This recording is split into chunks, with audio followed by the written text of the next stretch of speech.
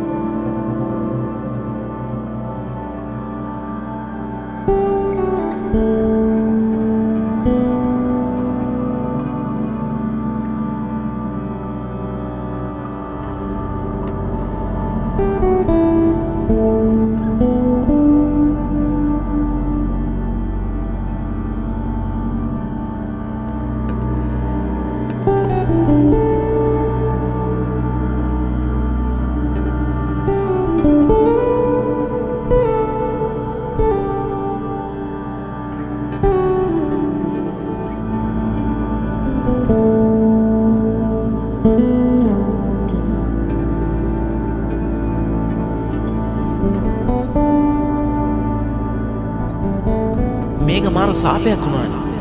ගානක් හදාගන්න බෑ, නිදාගන්න බෑ. මොකද්ද මේ මගේ මොළයට වෙලා තියෙන්නේ? මගේ හිතට වෙලා තියෙන්නේ. ගොඩක් දුර වෙලා.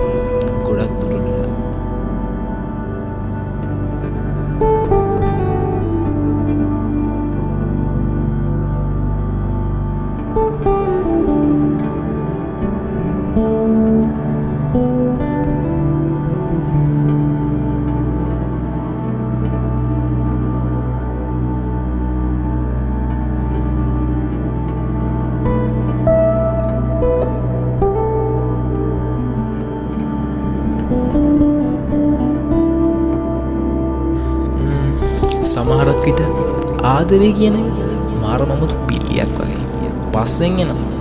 හරි ලස්සනයි. හැබැයි කාලයක් එනවා හරි කළුවරයි. අන්න ඒ කාලය පහු කරන එක හරි අමාරුයි. සමහරක් විට පිස්සු හැදෙන්න උනත් පුළුවන්. සමහරක් විට මැරෙන්න උනත් පුළුවන්. හරි භයානකයි. කවුරු කොහොම කිව්වත් ලෝකේ තියෙන ලස්සනම හැඟීමක් නෙමෙයි මේක. හැබැයි ඒකේ තේරුම් දෙකක් තියෙනවා. ඒ තේරුම් දෙකම එක සමානයි. අපි එක අරමුණකට ආදරය කියන පිට කවර දාගෙන හරි කැතයි. ජීවිතේට යන්නේ නැහැ කියපු මිනිස්සු අද හරි සතුටින් ඉන්නවා. සතුටින් ඉන්නේ යන්නේ නැතුව නෙවෙයි. ගිහිල්ලා. හරි. දැන් මගේනේ කියපු මිනිස්සු දැන් කියන වචනේ කාලයට සාපේක්ෂ කරලා. මගේනේ කියන වචනේ මිනිහට සාපේක්ෂ කරලා. මම තාම එකම එක ලූප් එකක් ඇතුළේ එකම තැන කැරකි ඉන්නවා. මට තේරෙන්නේ ඇයි කියන එක. මට තාම තේරෙන්නේ මොකද්ද හේතුව කියන එක. ඒ අසාධාරණ ඇති. මොහොතේ තෝරු මෝරිද්දි මේ හාල් මැස්සකින් සෑහෙන්න බෑනේ. මට බල කරන්නත් බෑ. ඒ කියගේ නිදහසනේ. හැබැයි මේව සීන් එකක් තියෙනවා. යම් වස්තුවක් නිශ්චලව තියෙනවා නම් ඒක නිශ්චලතාවයේම ඉන්න කැමතියි.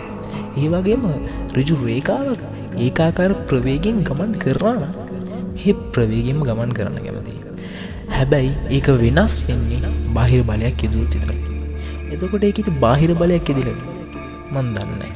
හැබැයි මෙහෙමත් සීන් එකක් තියෙනවා. වස්තුවකට යොදන බලය වැඩි නම් ඒ වේගය වැඩි වෙනවා. වස්තුවේ බර වැඩි නම් වේගය අඩු වෙනවා. ඒ කියන්නේ මම යොදපු බලය නැත්නම් එයාට දුන්නු ප්‍රයොරිටි එක එහෙම මදිද? නැත්තම් මම එයාට කරදරයක් වුණාද? මට තේරෙන්නේ නැහැ.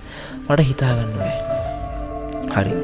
කවුරු හරි ආදරය කියන එක Tamanට පෙම්වතා පෙම්වතියගේ දවසට එන මැසේජ් කරන එක මයින්වන. ඔයාලා වැඩියෙන් ආදරය කරලා තියෙනවා වගේ SIM එක ඇති කම්පැනි එකේ නේද? ඒගොල්ලෝට බලෙන් රීලෝඩ් උනක් දෙන්න හදනවා. හැබැයි මටත් තිබුණා හරි ලස්සන තීතයක්. උදේ 6ට විතරට නැගිටලා බලද්දි මම යනවා. ඇවිල්ලා මැසේජ් එකක් දාන්න. පරිස්සමෙන් ඉන්න. වැඩ කරගන්න. ආදරේ කියලා ගිය ආපු මැසේජ් කාලයක් මැසේජ් ආපු කාලයක් හරි ලස්සනයි. හැබැයි අද DP එකක්වත් පේන්නේ නැති නිකන් කන්ටැක්ට් එකක් වෙලා. ආදරේ කියන එක මැසේජ් වලින් කාලෙකක්ම ඉන්න බෑ. මාස 2ක්ද මාස 3ක්ද අවුරුද්දක්ද අවුරුදු 3ක් දාලා නෑ. වැදගත් වෙන්නේ ඒක ඇතුලේ තිබ්බ පිවිතුරු ආදරය, ඒක ඇතුලේ තිබ්බ පියෝ ලව් එක. කවුද දන්නේ අවුරුදු 3ක් මාස 2ක් ඇතුලේ ආදරය කියන නමින් ටයිම් පාස් කරාද කියන්න දන්නේ නැහැ. ආදරය කියන එක හැමම ඉන්න බෑ. ඒක හිත ඇතුලෙන් එන්න ඕන මා ලස්සන අමුතුම හැඟීමක්.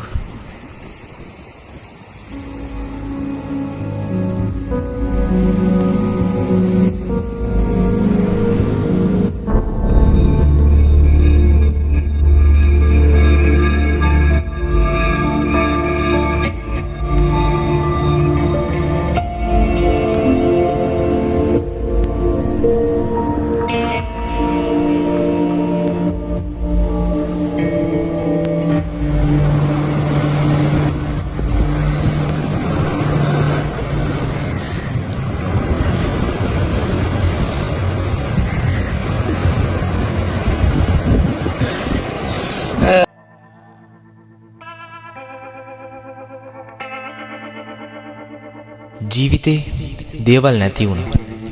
මිනිස්සු නැති වුණා. මිනිස්සු වෙනස් වුණා. හැබැයි ඒ මිනිස්සු එක්ක බැඳුණු මතකය, ඒ මිනිස්සු අපිට දුන්න දේවල් කවදාවත් අමතක වෙන්නේ නැහැ. කවදාවත් නැති වෙන්නේ නැහැ. ඒවා අපිත් එක්කම ඉන්නවා. ඒක නිසා පරිස්සමෙන්. හැබැයි මතක තියාගන්න සෑම ක්‍රියාවකටම සමාන හා ප්‍රතිවිරුද්ධ ප්‍රතික්‍රියාවක් තියෙනවා. කාලේ ඉවර නැහැ.